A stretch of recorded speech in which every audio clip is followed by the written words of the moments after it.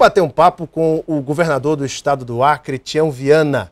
Fala-se que o ano só começa mesmo depois do carnaval. E nesta quarta-feira de cinzas, vamos começar o ano também político desse bate-papo do Gazeta Entrevista com o governador Tião Viana. Quais são as principais metas para este ano, haja vista que a crise mundial continua interferindo nos repasses dos fundos de participação dos estados e municípios? Como é que o governador vê também toda essa questão que envolve a industrialização do estado, uma de suas metas, inclusive em sua campanha eleitoral? E vamos falar de outros temas também, com perguntas dos internautas. Boa noite, governador. Boa noite, Alan. Que Tudo alegria bem? estar aqui com você e os amigos da TV Gazeta. Governador, depois de 14 anos, o governo do estado do Acre deixa de realizar, como patrocinador maior, um carnaval. Deixa de colocar dinheiro público nessa festa. Com gastos estipulados aí na casa dos 10 milhões de reais, a decisão se mostrou acertada. Os relatórios da segurança pública mostram que as ocorrências diminuíram 50%. As festas nos bairros foram seguras, foram familiares. Foi uma medida acertada? O senhor pretende mantê-la? Olha, Alan, graças a Deus, quando amanheceu o dia, eu tive os relatórios da Polícia Militar e os dados foram de nenhum homicídio, nenhuma perda de vida, nenhuma situação de violência que fosse além dos limites de um excesso de bebida aqui, acolá, no estado inteiro e em Rio Branco. Então isso deu um alento enorme, eu agradeci a Deus pela paz que reinou no carnaval, porque as pessoas souberam brincar, e ao lado disso nós tínhamos uma decisão que foi tomada por mim, como governador, de não colocar dinheiro público no patrocínio do carnaval este ano, porque nós vivemos uma fase de insegurança do financiamento público dos estados. Eu falei no dia que anunciei.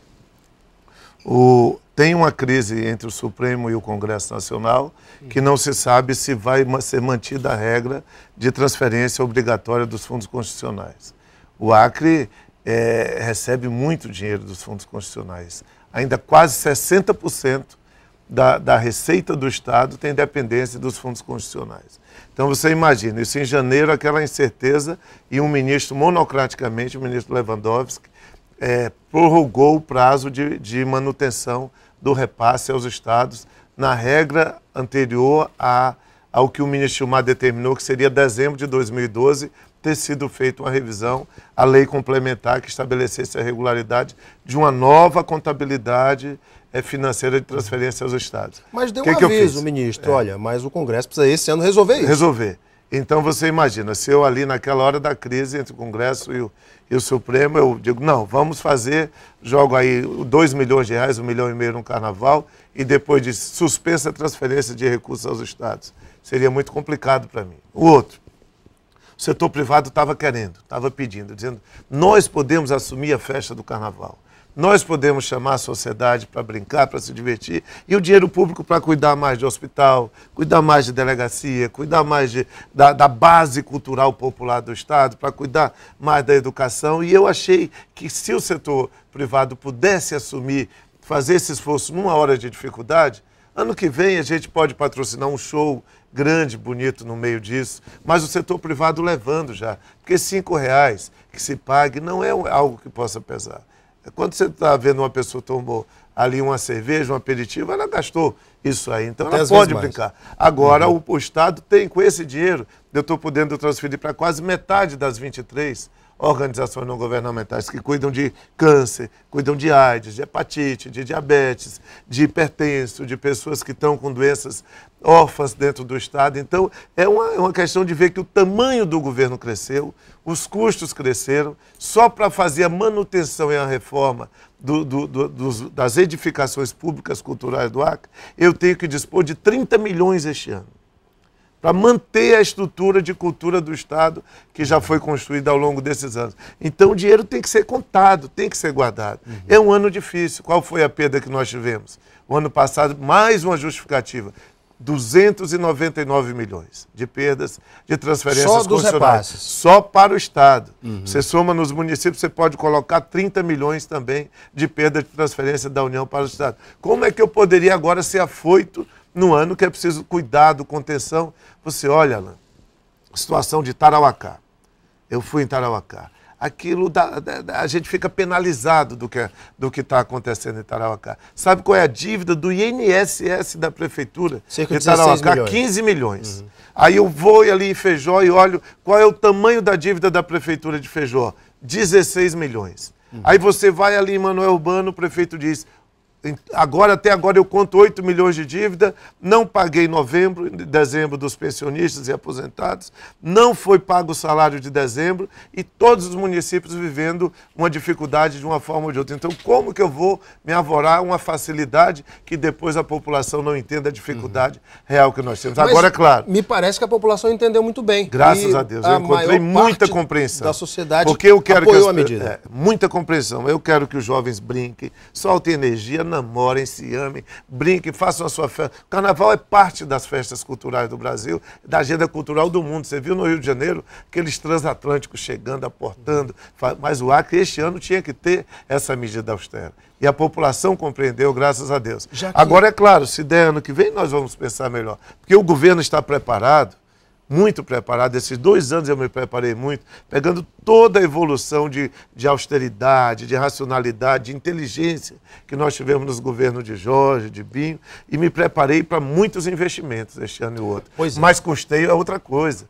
Manter as despesas ordinárias do governo, do salário dos servidores, aos bens públicos, ao patrimônio, aquilo que é o remédio, aquilo que são as armas para os policiais, aquilo que são os programas de alimentação dos presídios, aquilo que é um trabalho de manter combustível, manter sistema de telefonia. Tudo isso aí envolve uma responsabilidade enorme na governança de um Estado. E esse cuidado eu tive agora, e a população, graças a Deus, compreendeu. Já que nós tocamos nesse assunto do custeio do Estado e da crise mundial, que ainda se reflete no Brasil, como é que o senhor pretende equalizar? Isso é uma questão muito sensível, porque enquanto não se resolve as regras de repasse de FPE e FPM no Congresso, o governo do Estado precisa encontrar maneiras... Os royalties também. A questão dos royalties, que é outra questão que precisa ser definida. Poderiam ajudar muito. E aí, como é que o Estado pensa em se autofinanciar? Melhorias na arrecadação. Como é que o senhor tem planejado isso? Qual foi o cuidado que eu tive? A presidenta Dilma me ligou em dezembro, disse, olha, Tião, estou desejando um Feliz Natal, Feliz Ano Novo e quero lhe antecipar que nós vamos ter um ano melhor. Foi difícil 2012, mas 2013 nós vamos ter um ano melhor. Mas enquanto essas regras maiores não se definem, eu tenho que ter o princípio da cautela. E o que é que nós temos de realidade que o governo fez? Nesses 2 anos eu procurei fazer captação de recursos, créditos. Nós fomos ao BNDES e fomos buscar recursos suficientes para investimentos que possam confirmar uma grande frente de trabalho. Só 2011 e 2012, os dados preliminares que estão sendo oficializados agora, falam que nós conseguimos gerar, por investimentos de governo, 26 mil frentes de trabalho. Pessoas trabalhando. 26 mil em 2011, 2012. Isso é muita coisa, fora o que o setor privado atende, fora o que o serviço público atende nos estáveis, nos concursados. E agora é que nós vamos ter a grande frente de investimentos. Então, do BNDES, nós captamos muitos recursos, mais de 700 milhões. Agora fechamos outro crédito com o BNDES, que foi o Proinvest, 453 milhões. Primeiro estado que colocou o dinheiro na conta foi o Acre para investimento. Tudo que eu estou falando é investimento, não é custeio. Se pudesse ser para custeio, era uma facilidade, mas não pode. Aí fomos ao Banco Interamericano. Estamos fechando com o Banco Interamericano 300 milhões de reais.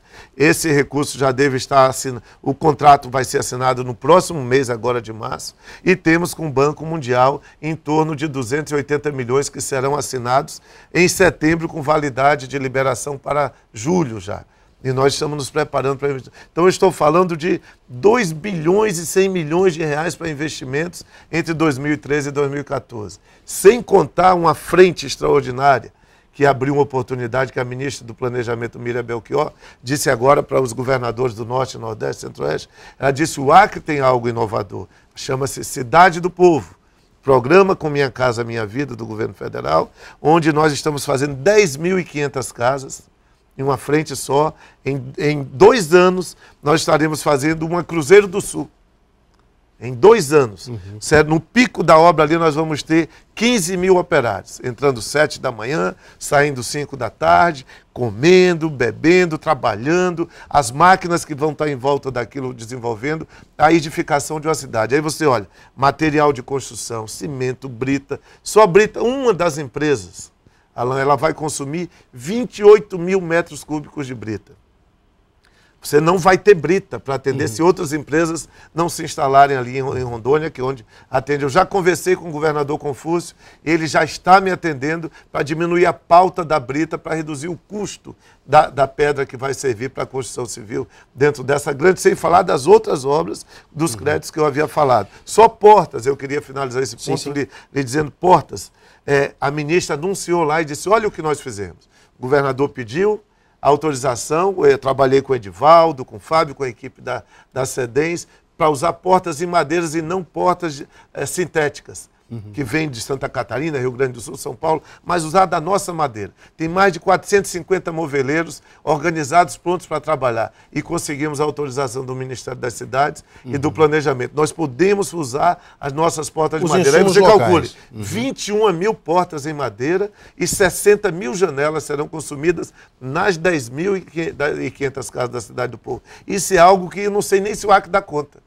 Mas anima, porque a economia é uma função social de construir casas para essas pessoas que estão em área de risco, que vão poder pagar uma prestação de R$50, outras que não vão pagar nada e outras que vão pagar até R$600, R$500, mas que estarão vivendo com qualidade no ambiente daquele. E com os serviços públicos, né? Então é isso que está por acontecer. Eu estou muito animado com o ano, sem falar da economia produtiva do Estado.